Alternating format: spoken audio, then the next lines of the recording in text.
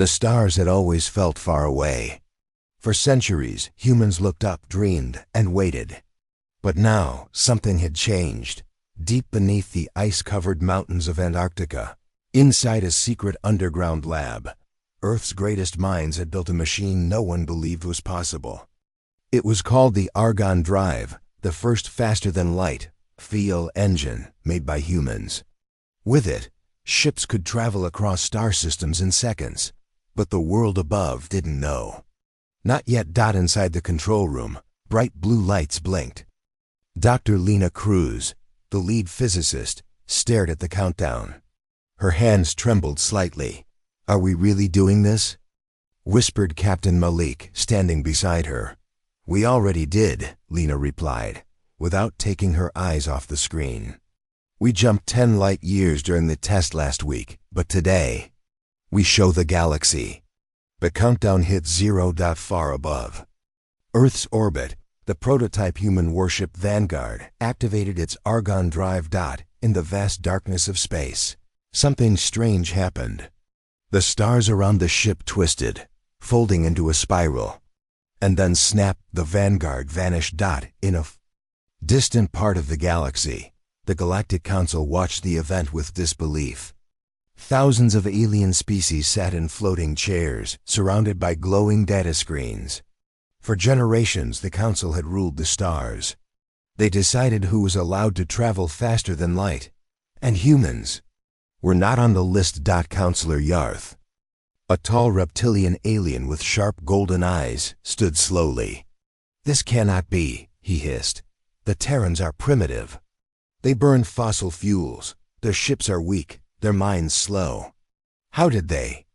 "Silence," said Counselor Vey, a calm voice from the shadows. She belonged to a species that lived in black holes. Her body flickered like smoke. They broke the barrier. And now the balance has shifted. Others laughed. "A trick," one alien said. "A simulation. Let them try again. They'll fail." But Yarth was not laughing. He had seen the signal. It wasn't fake. The humans had really done it. Back on Earth, the Vanguard returned. It reappeared in the same orbit. But something was different now. Alien probes that had been spying on Earth exploded the moment the ship came back. The energy wave from the jump burned their circuits. Inside the human command room, alarms blared. "Ma'am," said a young officer, "we just received over 500 scans from alien systems. They're watching us now." Lena smiled. "Let them watch." Captain Malik looked at her. "You're calm for someone who just started a galactic panic." "We didn't start a panic," she said. "We ended one." "What do you mean?" Lena leaned closer. "Don't you get it? They've been laughing at us, thinking we're behind. But we've been working in the shadows. We never needed to catch up. We needed to jump ahead." A week later, in deep space, an alien probe approached Earth. It moved. Slowly, gathering data, recording signals. But this time, humans were ready. The Vanguard launched again, but not in defense. It simply vanished. One moment it was there. The next, it WSN single quotes to that. The probe paused, confused. Then, suddenly, behind it, the Vanguard reappeared. "Target locked," said the human pilot. "No weapons," Captain Malik ordered. "Just let them know we're here." The probe turned, scanned the ship, and sent an emergency signal back to the Galactic Council. But before the message could be received, the probe shut down. Not destroyed. Not attacked, just stopped. As if someone had pressed a button and frozen it in time. The council went silent. The entire chamber filled with worry. This was not normal FTL. It was something else. Something more. "This breaks all laws," said Counselor Vey. "They are moving in ways we don't understand." "They are dangerous," Yarth growled. "We must strike now." But another alien, older and quieter, spoke. "Or perhaps we already lost." Meanwhile, on Earth, humans were watching too. In a dark room, several military leaders and scientists met in secret. A hologram of the galaxy floated in the center of the room. General Sue pointed to several blinking red dots. These are council bases, listening posts, observation drones. And this? Asked a young technician, pointing to a pulsing blue dot. Lena replied, That's our next jump. A system they believe is safe. What are we sending? The technician asked. Not weapons, she said. A message. Out in the stars, a small human drone arrived in a council-controlled system. It did not attack. It did not run. It simply sent a short message, translated into every known alien language. We have arrived. We are not your enemy. But we are no longer your prey. The council read the message. And for the first time in 1,000 years, they felt fear, because this was not just about faster-than-light travel. This was a message of power, of control, of change. The galaxy would never be the same again, and it all began with a single leap. The grand hall of the Galactic Council stood quiet. It was usually filled with the sound of voices, arguments, and laughter. But today, silence filled the room like thick fog. A large screen floated in the center, replaying the same short video. Again and again, Earth's ship Vanguard jumping through space faster than light, disappearing in a blink, and returning without a scratch. Counselor Yarth paced in a slow circle. His claws clicked against the floor. His golden eyes watched every frame of the video. This can't be real, said Counselor Drella, a thin, blue-skinned being with glowing marks across her arms. Humans are barely above dirt farming. They were, Yarth said darkly. But not anymore. They faked this, Drella insisted. It must be an illusion, a trick to make us afraid. Counselor Vey floated above her seat. Her body shimmered like liquid shadow. It is no trick, she said quietly. The energy signature was real. The jump was real.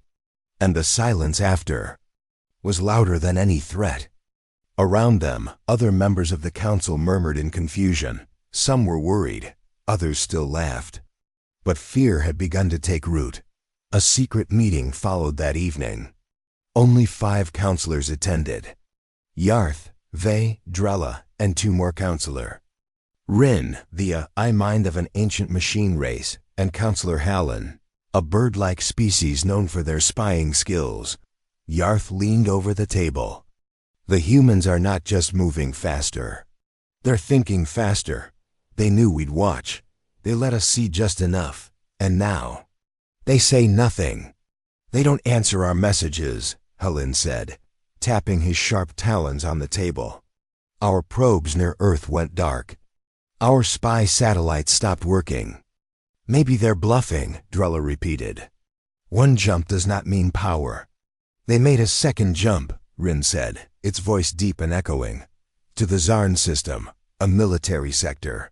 Everyone turned to him. How do you know? Yarth asked. Rin's robotic eyes glowed. Because our outpost there vanished. No explosion, no battle, just ... gone. The room went still. No survivors? Vey asked. None. That same night, deep in the shadows of space, an alien scout ship flew close to the edge of Earth's system. The crew, small and careful, kept quiet. Their job was to watch, not attack. Approaching Earth's outer marker, the pilot said. No human signals detected. The captain nodded. Keep us hidden. We're here to learn, not fight. They moved closer. Suddenly all their screens turned black. System failure? The pilot asked, panic rising in his voice. Impossible, the engineer said. The ship is still flying, but we can't see anything. Then, just outside the window, a strange blue light appeared. A shape. A ship. The humans. The Vanguard. No weapons detected, the scout captain said. They're just watching. What should we do? The pilot asked. The captain thought for a second. Fire a warning shot. Show we're not afraid. The energy pulse shot out clean, bright, direct. It passed through the Vanguard. No damage. No shield spark. Nothing, then. The human ship vanished. A heartbeat later, the alien scout ship exploded from the inside. No trace of the weapon. No signal. No warning. Just gone. Back at the council, the debate grew hotter. We can't sit and watch, Yarth growled. We must respond. With what? They asked. Our ships move in days. The humans move in seconds. Then we strike. First, Yarth said. Destroy their labs. Stop the spread. Rin spoke calmly. If we attack, we prove their fear is correct. If we fail, we lose our position forever. We've ruled this galaxy for 1,000 years, Hallen said. We cannot be replaced by a backwater planet. But that's just it, they whispered. They don't want to replace us. They want to move past us. In the quiet corner of the galaxy, far from the council, a group of small alien nations met in secret. They had seen the human FTL jump. They had read the message, "We are not your enemy, but we are no longer your prey." These smaller nations had long lived under the Council's shadow-controlled, taxed, and silenced. Now they watched Earth with curiosity and hope. One leader asked, "Do we join them?" Another answered, "Not yet, but we listen." At the Council, a final message came in. It was from one of their own agents, a spy who had once been hidden on Earth. He had not been heard from in years. Now his voice played across the hall. "They know who I am," the agent said. "They caught me years ago. But they didn't kill me. They showed me something." His voice shook. "They have ships we can't track. They have maps of every council base. They're not trying to destroy us. They're preparing to move past us." He paused. "We thought they were behind. But they were hiding, and now it's too late to stop them." The message ended. For a long time no one spoke. Then Vey finally said, "It's not about war anymore. It's about what comes next." Yarth clenched his fists. "And what comes next?" Vey looked at the dark stars beyond the glass walls. "Change." And in the distance, Earth stayed silent, watching, waiting, ready. The stars had gone quiet for weeks. The Galactic Council had tried everything: diplomatic channels, coded transmissions, energy scans, even psychic signals. But Earth sent no replies. No words, no warnings, nothing inside the council chamber. The silence felt heavier than war. Councillor Yarth paced again, tail twitching. "They are hiding something," he hissed. "We gave them a chance to speak. They chose silence." Councillor Vey, her voice calm as ever, floated beside him. "Or maybe they're listening." Back on Earth, deep inside a hidden command center beneath the Andes Mountains, screens glowed with the faces of distant galaxies. Signals from thousands of alien ships flowed in, showing their positions, movements, and systems. Dr. Lena Cruz stood quietly in front of the central screen. A soft humming filled the room. Around her, officers and analysts worked in silence. Not out of fear, but out of focus. Captain Malik entered, holding a black tablet. 3 more council ships moved near Jupiter's orbit. They haven't crossed the line yet. "Let them come," Lena said. "They won't find what they're looking for." "And what are they looking for?" Malik asked. "They think we're building weapons, preparing for war. But they're wrong." She tapped the screen. "We're gathering information, every system, every signal, every secret they've hidden for centuries. Our silence is the sound of learning." Far above, in orbit around Earth, the stealth ship Vanguard moved like a ghost. Invisible to alien sensors, it jumped from system to system using the argon drive. Listening, recording. Inside the ship, Lieutenant Wren studied a strange alien transmission. "Captain, the Council is panicking. They're sending mixed messages. Some want peace, others want full attack. They don't trust each other." Captain Hana's voice was steady. "Good, that's what silence does. It makes them look inward, while we look out." A sudden alert blinked. New signal from the outer system, Wren said. "One of their scouts just crossed the boundary." "Send the ghost drone," Hana ordered. Moments later, a small black drone activated, vanished into hyperspace, and reappeared beside the alien scout. The alien pilot flinched when he saw it. The drone didn't fire. It didn't move. It simply hovered. Watch and dot then. It sent a short message in perfect council standard. "You are seen." The alien ship turned around and left immediately. In the council chamber, the news arrived. Panic spread fast. "They didn't attack, Helen," the spy chief said. "They just watched." Counselor Drella was shaking. "This is worse than war. It's a message. They're saying they can touch us anytime. Anywhere." Yarth slammed his fist against the table. "We should have destroyed Earth when we had the chance. But now," Vey whispered, "now they've made us doubt ourselves. Our leaders argue.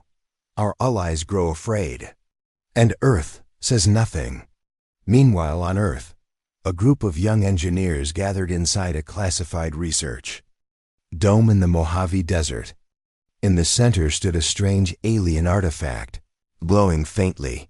"It activated during the last FTL jump," one of them said. "But how?" another asked. "This isn't human tech." Dr. Cruz entered the room, her face serious. "It's not alien either," she said. "Not from the council, at least." Everyone stared at her. "We think it responded to something we did. When the argon drive jumped past the limits of space, it triggered something deeper. A system buried in the fabric of the galaxy. Like a signal?" The youngest engineer asked. Lena nodded. "Or a warning. In deep space, far beyond Earth's reach, a hidden council weapon platform prepared to launch. Target, Earth's moon," the commander announced. "We destroy one of their bases, send a message." But just before they could fire, their systems blinked and every screen turned black. A single word appeared in red text across all displays. "Observed." And then, nothing. Their weapons froze. Their engines stalled. No attack came from Earth, but they felt it. Someone somehow was inside their systems. The platform powered down completely, left drifting like a corpse in space. In the Council's war chamber, the event was labeled a failure. But privately, Counselor Rin met with Vey in a dark corridor. "This isn't just human advancement," Rin said. "They've grown past technology, past war. What are you suggesting?" Vey asked. Rin paused. "That perhaps they've touched something ancient, something we forgot long ago." Vey's eyes narrowed. "Or something we chose to forget."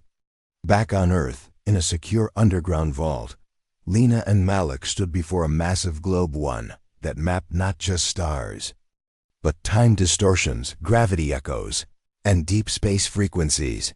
"Everything they ever did, every lie, every cover-up is being exposed," Malik said. "Piece by piece." Lena looked at him. "And we won't fire a single shot. Then what is the plan?" She smiled slightly, to watch them tear themselves apart.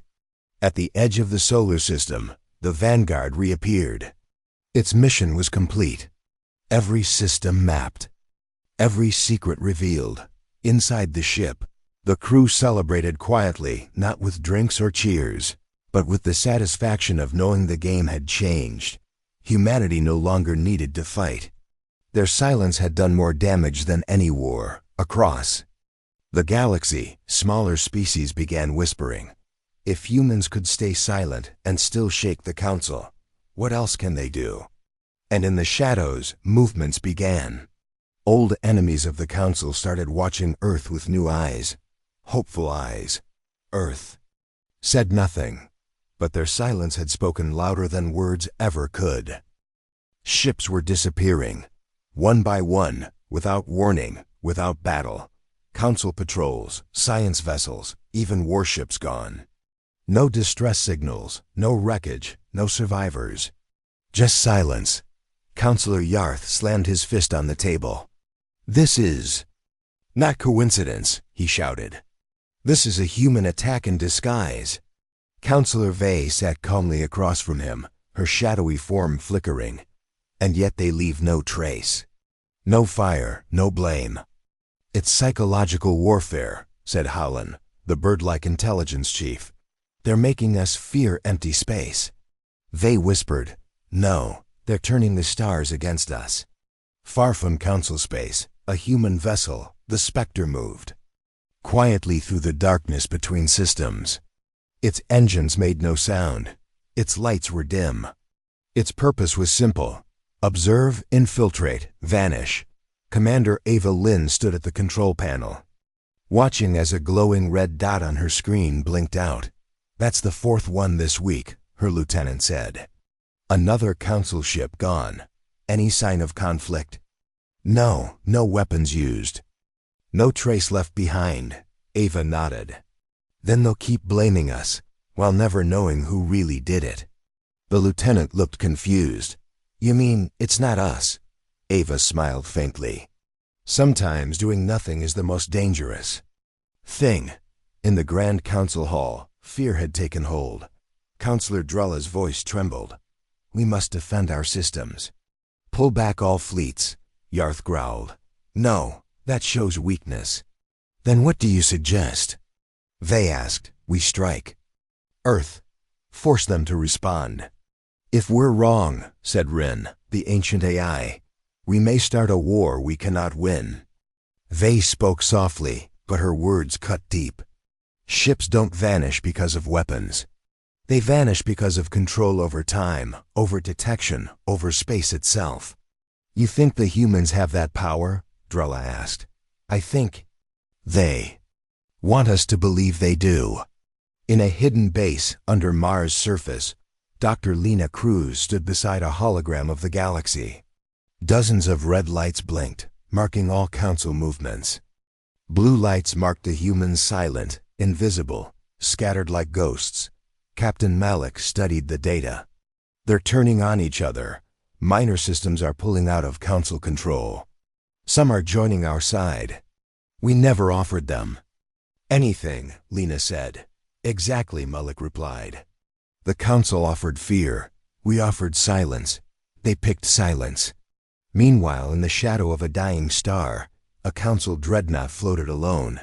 Its crew scanned the area. Nothing strange. No threats.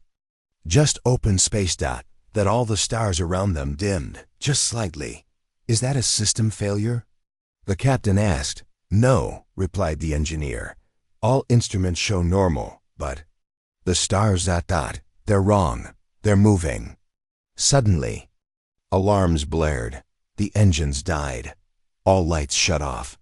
The ship spun slowly. Helpless dot in the distance, something appeared. A black shape, blending with the void. It didn't fire. It didn't speak. It only hovered. Then, everything went black. Back at the council, panic turned to chaos. This isn't war, Rin said. This is collapse. Drella covered her face. We're losing control of our own systems. Yarth's voice broke through the noise. Enough. We find Earth's command center. We end this. No, they said. We do nothing. Everyone stared at her.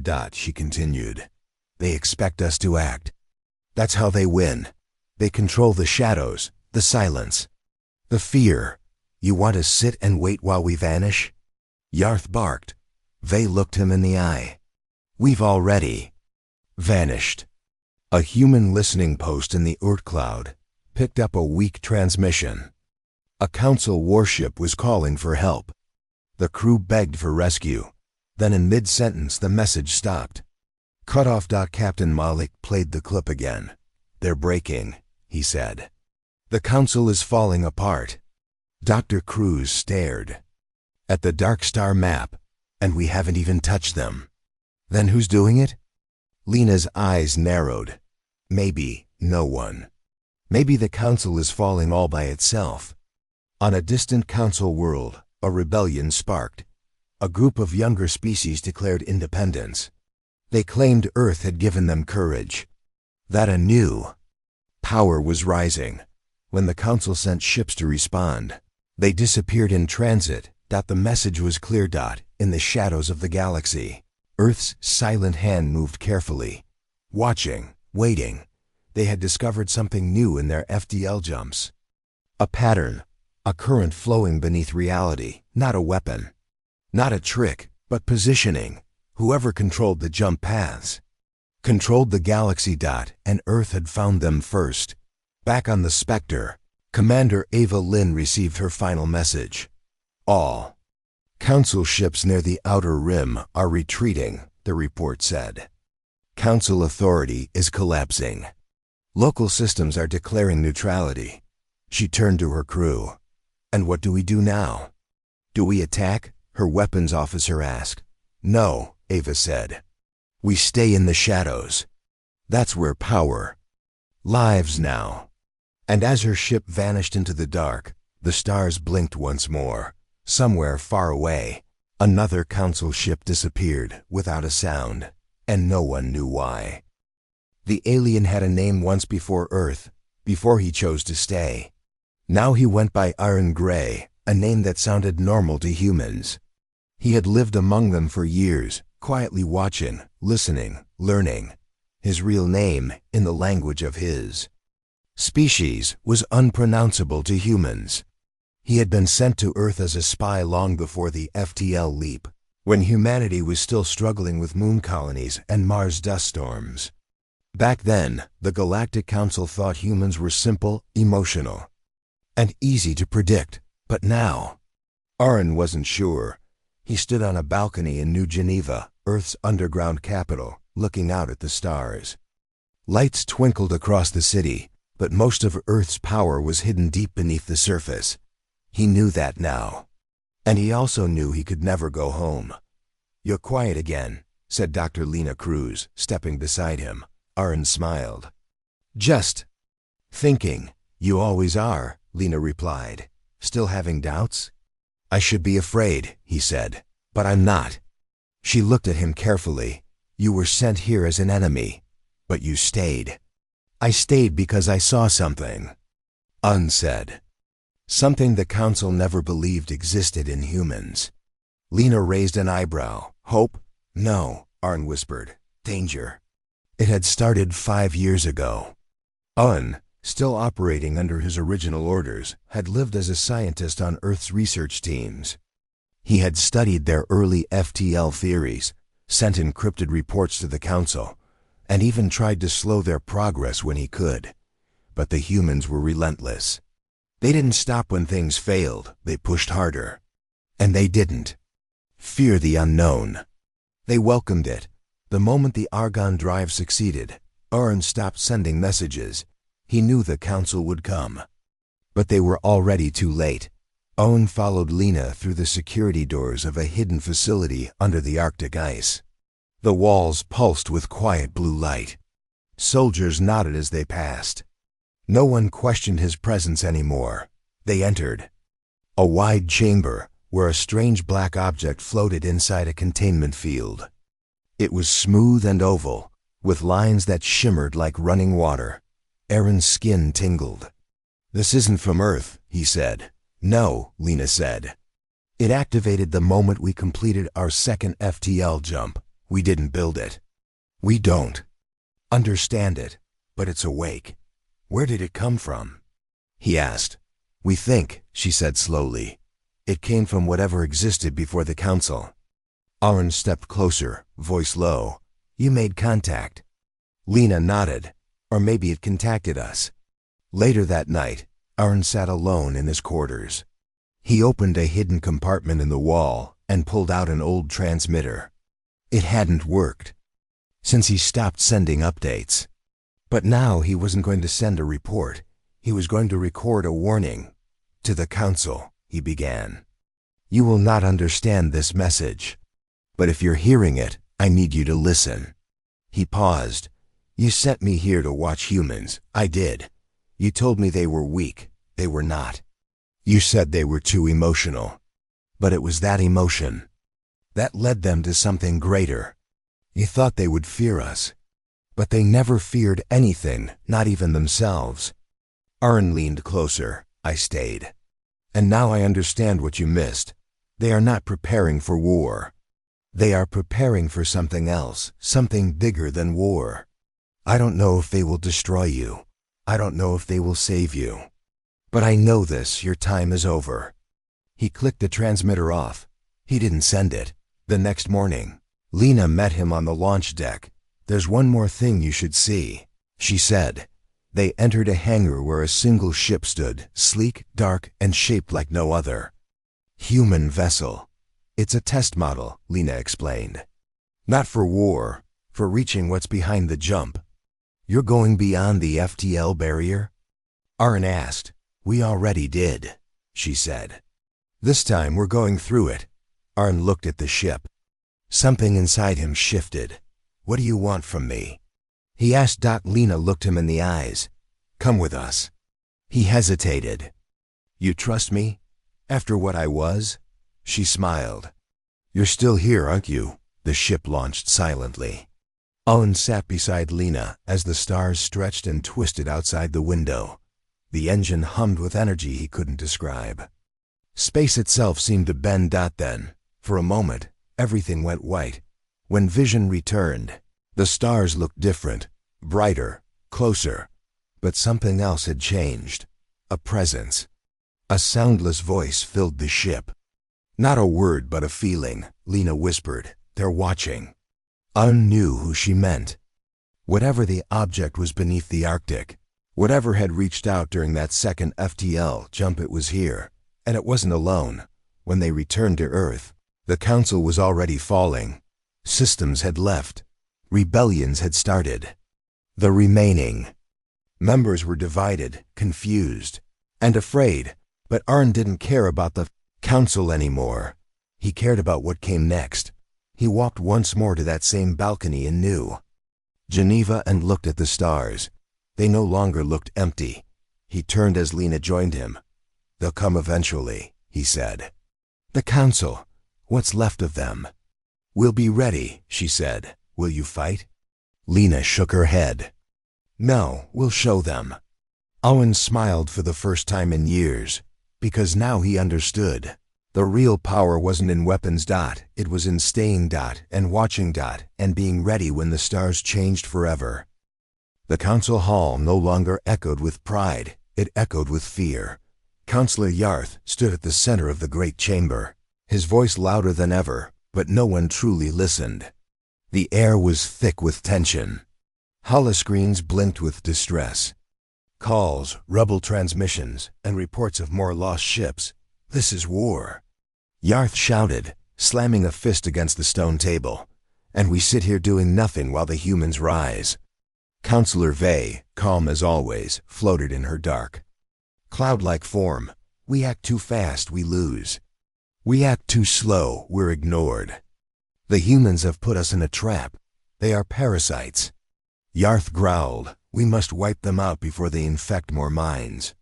Across the table, Councillor Rin, an AI with a glowing crystalline face, spoke with a flat, logical voice. 11 council worlds have declared neutrality. 4 more refuse to follow orders. Civil unrest is rising. If we strike now, we may trigger total collapse. We are already collapsing, Yarth barked, because we look weak. Councillor Drella, her blue skin pulsing with stress, whispered, because we are. The chamber fell into silence. Meanwhile, in a private chamber above the hall, Vey stood alone, staring out at the galaxy. Her advisor, a small insectoid creature named Chira, stood behind her.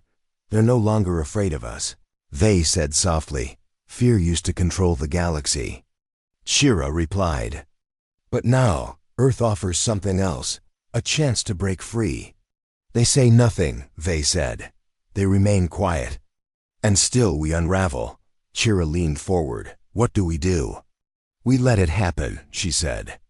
Let the council crack. When it's broken, something new can rise.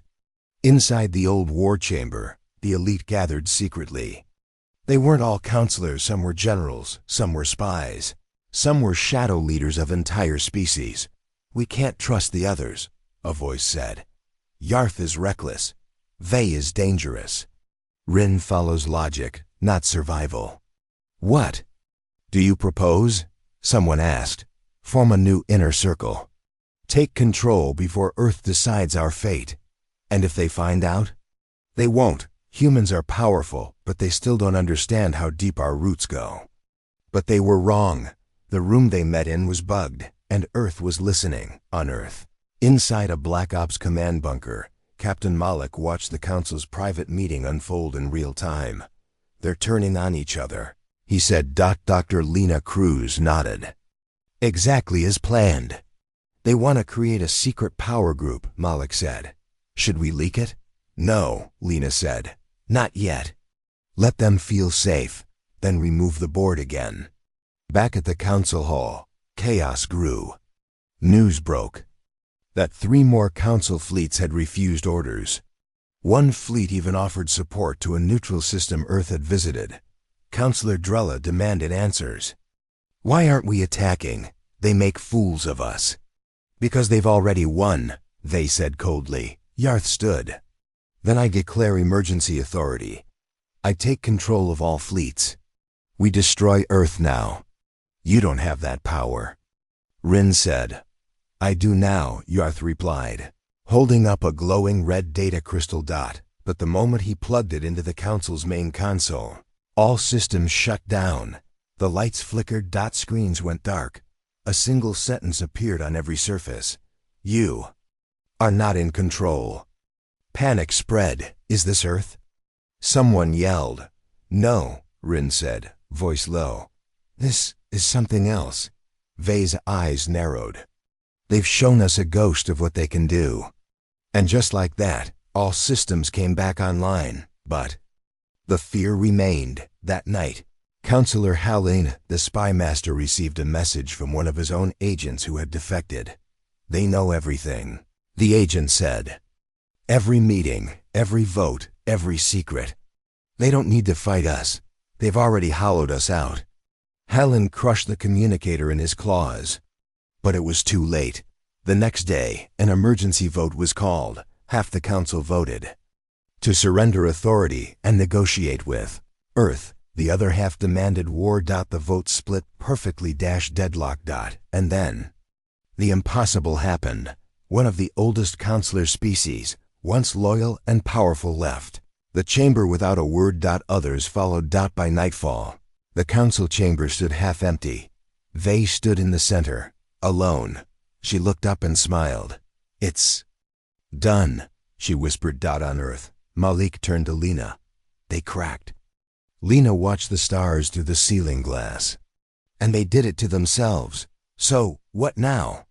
Now, she said, we show them what comes after power. And if they resist?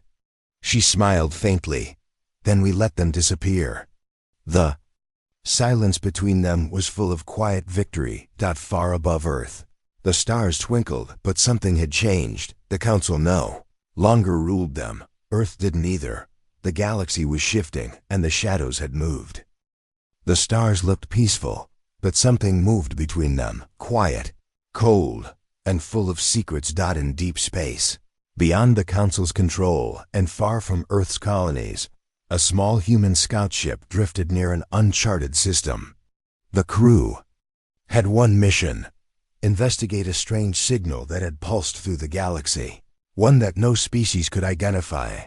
Lieutenant Ava Morgan sat at the command chair, staring at the strange pattern on her screen. It doesn't match any known language, her engineer Ben whispered. Not even ancient council code. It's not noise, Ava said. It's too clean. Someone's trying to say something. But who? Or what? Ava replied. Suddenly the signal changed. A new line of code appeared this time. In perfect English. We see you. Ava froze. Ben's voice cracked. That wasn't there before. Put shields up. Now, Ava said, standing quickly. But we're alone out here. No, we're not. Outside, space seemed to ripple. And then something appeared. A ship, huge, black, unlike anything the humans or the council had ever seen. It wasn't built. It was grown, and it was waking up. Far away on Earth, Dr. Lena Cruz stood before a council of human leaders. Holograms of the mystery signal floated in the air behind her. "This signal didn't come from the Council," she said. "It didn't come from us. We believe it's something older." "Older than the Council?" one general asked. Lena nodded. "Something hidden. Something forgotten. What does it want?"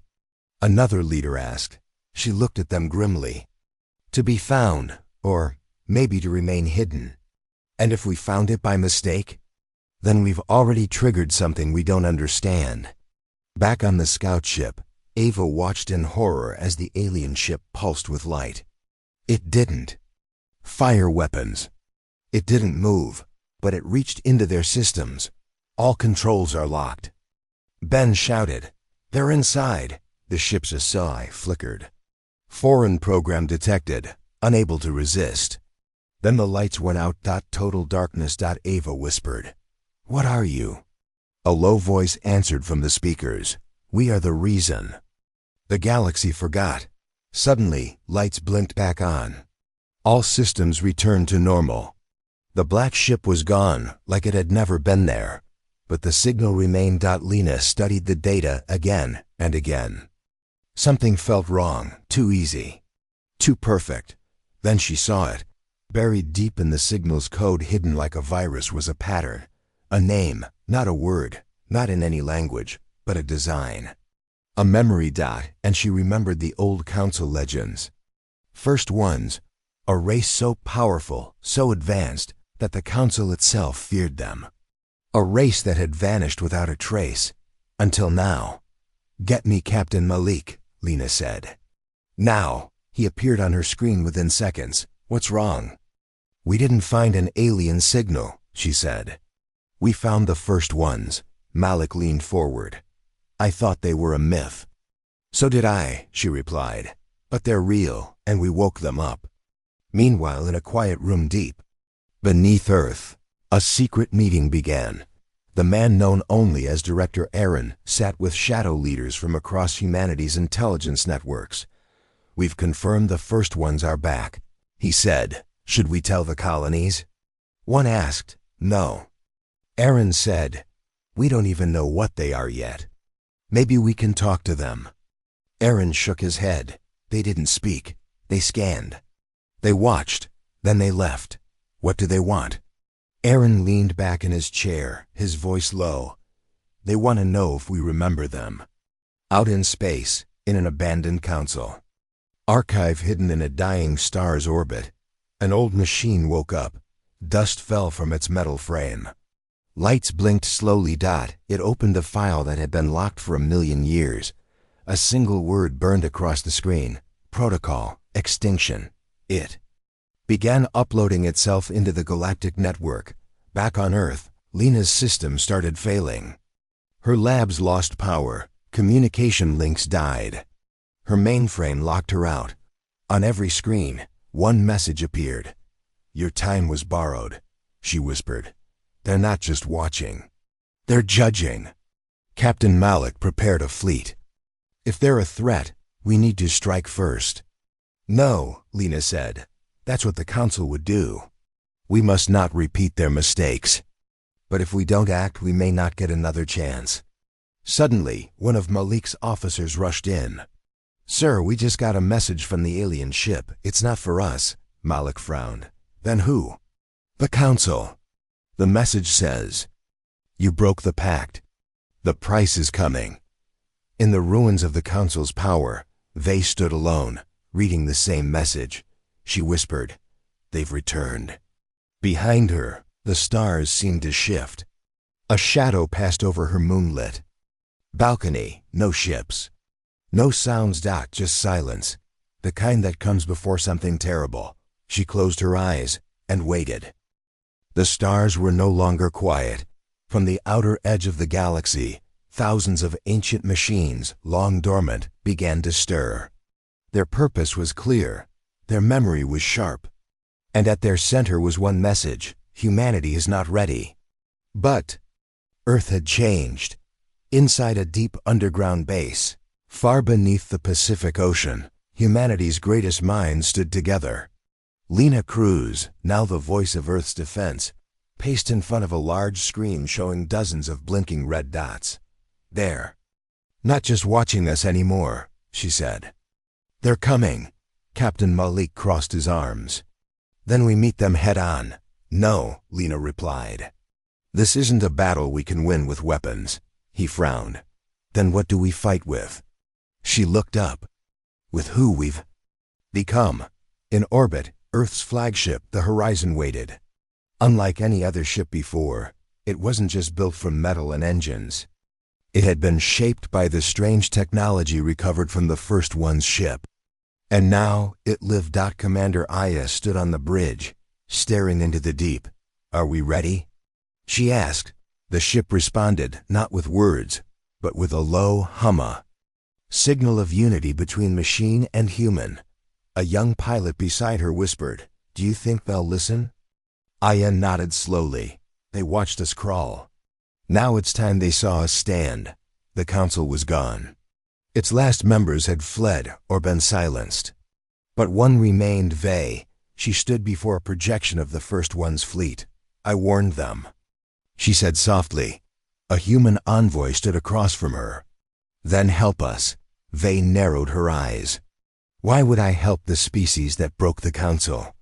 Because you know we didn't start this, he replied. But maybe we can finish it differently.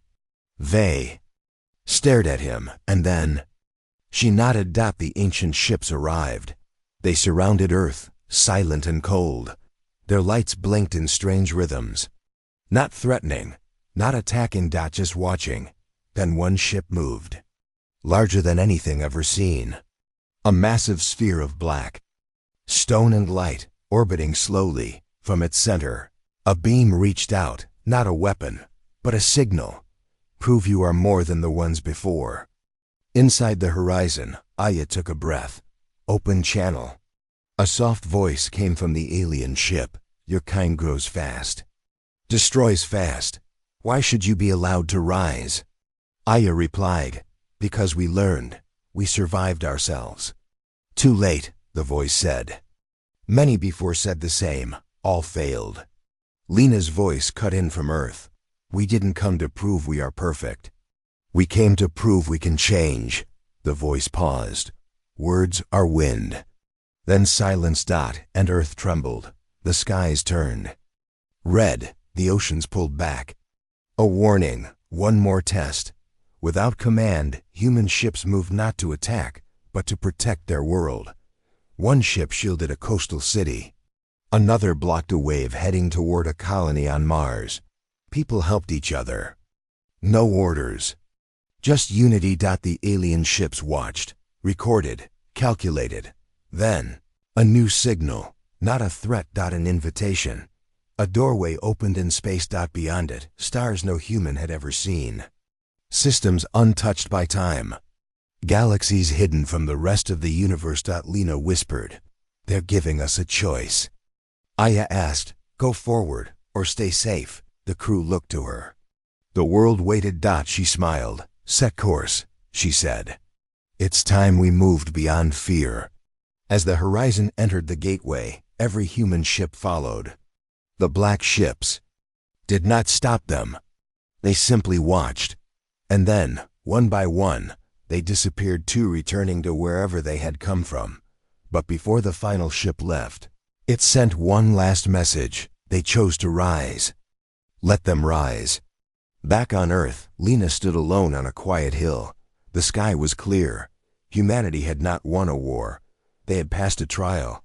And in doing so, they had stepped into the unknown, not as conquerors, not as survivors, but as something new. Something more. Something ascended.